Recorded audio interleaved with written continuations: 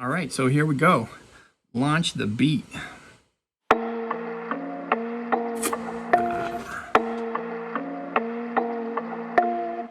Okay. I like that. Shout out. People, welcome to the 2020 AGU Week 1. Okay, technically week 2, but last week was the warm-up. The schedule was sparse. The warm-up, kind of like our temperature charts, the geophysical union. Yeah, on this planet is complex, so this conference encompasses a range of concepts. I'm here to do the recaps if you don't know, yeah. A wrap-up version of the science roll call. Roll call. Shout out to the paleogeography, the rock physics, the cryosphere science, the hydrology. Every section stopping me in my tracks. Eye-poppingly shout out to technophysics and freaking seismology, space physics and aeronomy. 3 cheers for volcanology and geochemistry. Yeah, 2 cheers for petrology, for propping up the global economy and technology. Petrology's gonna get a 3rd cheer when it plugs up that carbon leak.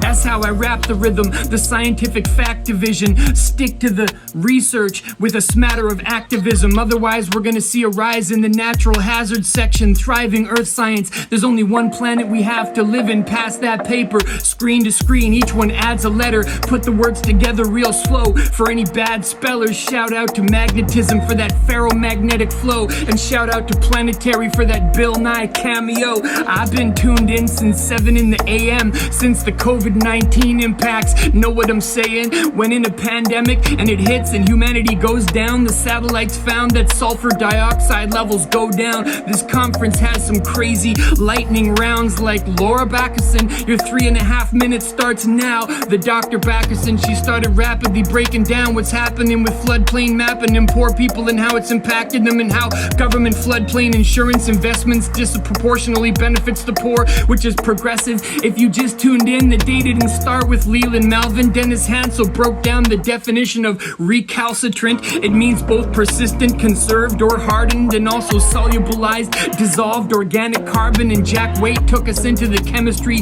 of Enceladus, the plumes that prove that it's ready for methanogenesis. And yeah, that intrigued me. It gave me that Cassini feeling. But let's be honest, the whole day was just a prelude to Leland with his trials and tribulations, education as a youngin', taking inspiration from Captain Kirk, kissing the green woman, interplanetary relations, right? Never giving up, bringing those ridgebacks in like, yeah, this is for my dogs. And so when I went in there, they said, wait a minute, you have your dogs. I said, you didn't say 2-legged or 4-legged. You're gonna get setbacks on the path, but you will adapt. I just gotta find that man in the yellow hat, like Daniel Golden, who gave Leland cheer with bleeding ears after he signed off saying, yeah, he can fly. Leland's cleared. Forget a hamstring tear. Just pivot and keep your head up. Make a dope RV when life delivers you a bread truck. Yeah, and then he made it. The International Space Station, controlling the arm that was proudly made by Canadians with that orbital perspective.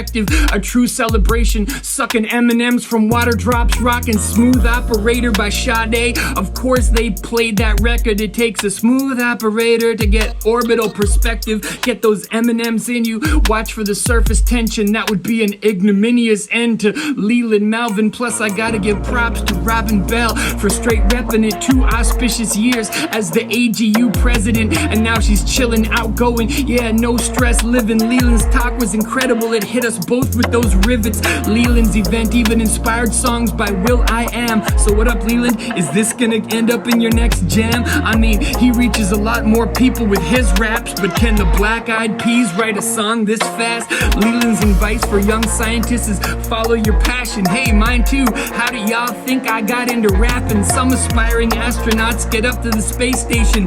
Others end up playing Space Invaders on PlayStation. But hey, that's the AGU, right? It takes all types, oceanic researchers to climate to space flights. Leland gave us inspiration. It's gonna be extra hard, but one day we'll even get all our pets up to Mars. Yeah, it's 2020, baby. It's the AGU. It's week 1. Okay, technically it's week 2, but last week was the warm-up. The schedule was sparse. The warm-up, like planetary temperature charts. It's the geophysical union. Yeah, this planet is complex, so this conference encompasses a range of concepts. And I'm just here to do the recaps. If you don't know, y'all, it's a wrap-up version of the science roll call. Woo! Oh my God, brother, you rocked that. That was awesome. There we go. That's brand new. Thank you for the inspiration. That was inspiring. Robin, maybe we can do that one day. Yeah, excellent. That would be fun.